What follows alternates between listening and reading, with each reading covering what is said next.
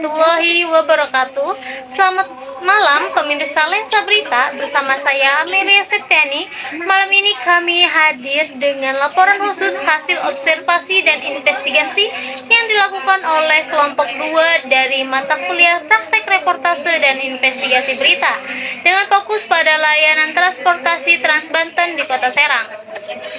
Trans Banten yang sejak awal diresmikan sebagai layanan transportasi publik berbasis bus rapid transit kini menjadi perbincangan masyarakat karena manfaat besar yang dirasakan pengguna, namun juga menimbulkan sejumlah persoalan di sektor transportasi lokal. Investigasi dilakukan selama 2 hari berturut-turut pada sejumlah titik yang menjadi jalur dan pusat aktivitas Trans Banten. Kami memulai laporan ini dari hari pertama observasi yang dilakukan di depan kampus UIN Sultan Maulana Hasanuddin Banten. Di lokasi ini, tim mengamati tingginya mobilitas mahasiswa yang memanfaatkan halte Trans Banten sebagai titik keberangkatan utama. Pengambilan footage dilakukan untuk menggambarkan aktivitas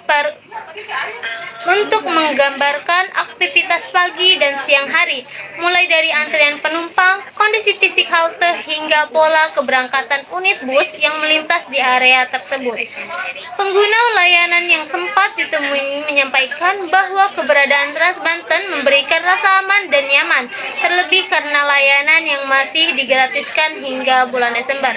Namun demikian, beberapa dari mereka mengeluhkan kurangnya kejelasan waktu keberangkatan sehingga seringkali menimbulkan keterlambatan bagi mahasiswa yang memiliki jadwal kuliah lebih pagi. Observasi kemudian dilanjutkan ke halte Sindang Sari yang berada tepat di depan kampus Universitas Sultan Ageng Tirtayasa. Tempat ini menjadi salah satu titik paling aktif dan padat pengguna.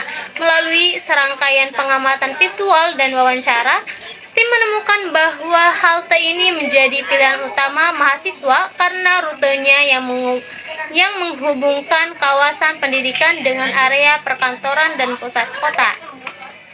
Dalam wawancara yang dilakukan dengan salah satu mahasiswa, ia menjelaskan sejumlah kelebihan Trans Banten, mulai dari kenyamanan, layanan yang bersih, hingga akses transportasi gratis yang sangat membantu mahasiswa perantau dalam menghemat biaya hidup.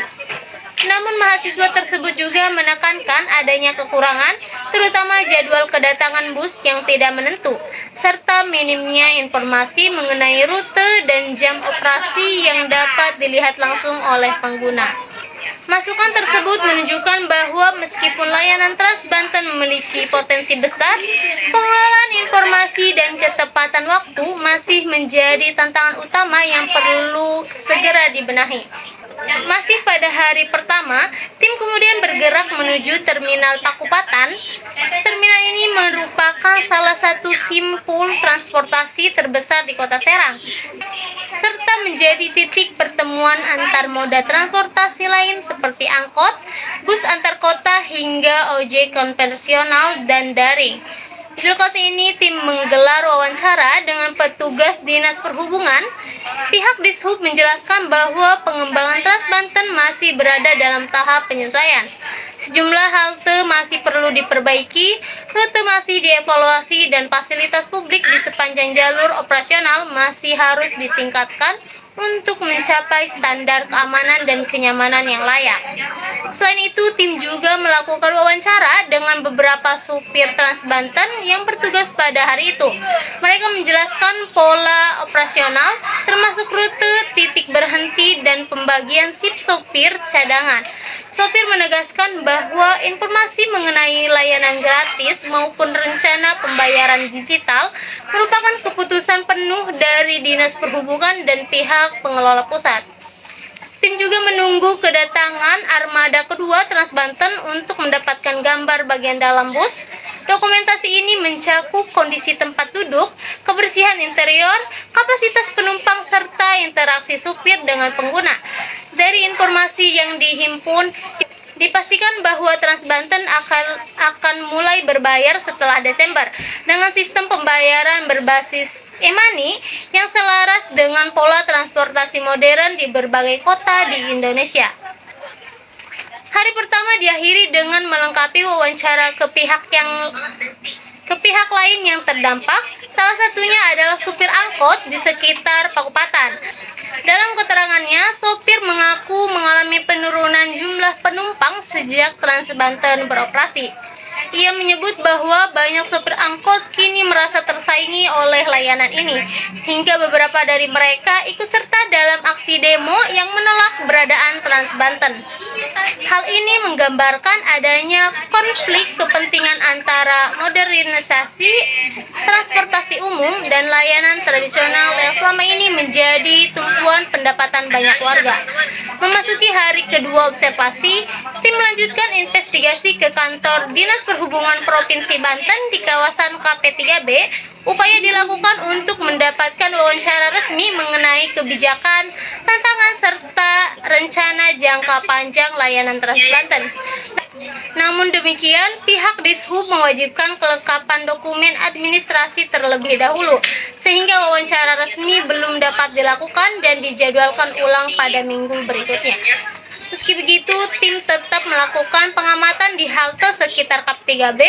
Beberapa pekerja yang memanfaatkan layanan Trans Banten untuk mobilitas harian menyampaikan bahwa layanan ini sangat membantu mereka, terutama dari segi efisiensi biaya dan waktu tempuh. Namun beberapa di antara mereka enggan memberikan pernyataan resmi di depan kamera. Dari keseluruhan rangkaian observasi lapangan selama 2 hari tersebut, terdapat sejumlah poin penting yang menjadi simpulan awal tim investigasi. Pertama, Trans Banten memberikan manfaat besar bagi mahasiswa dan pekerja, terutama karena fasilitas gratis, rute strategis, dan kenyamanan layanan. Kedua, terdapat kekurangan dalam manajemen operasional, termasuk ketidakpastian jadwal, kurangnya informasi rute, dan fasilitas halte yang belum merata di seluruh titik. Ketiga, kehadiran Trans Banten memberikan dampak sosial ekonomi yang signifikan terhadap sopir angkot lokal. Penurunan jumlah penumpang membuat banyak sopir merasa terancam, dan hal ini menjadi persoalan yang harus dipertimbangkan oleh pemerintah daerah dalam membuat kebijakan transportasi yang lebih adil dan berkelanjutan. Keempat, perlunya transportasi dan komunikasi yang lebih baik antara pihak Dinas Perhubungan dan masyarakat pengguna, terutama terkait rencana operasional jangka panjang, sistem pembayaran baru, dan evaluasi menyeluruh terhadap efektivitas program. Dengan demikian, investigasi awal ini memberikan gambaran bahwa layanan Trans Banten memiliki potensi besar untuk menjadi transportasi publik andalan di Kota Serang, namun tetap membutuhkan evaluasi serius agar dapat berfungsi secara optimal dan tidak menimbulkan konflik dengan moda transportasi lokal lainnya. Tim investigasi akan melanjutkan pengumpulan data dan wawancara lanjutan pada minggu berikutnya untuk memperoleh informasi yang lebih lengkap sebelum menyusun laporan akhir. Saya Amelia Septiani dari Lensa Berita. Terima kasih telah menyaksikan laporan khusus ini. Sampai jumpa di edisi berikutnya.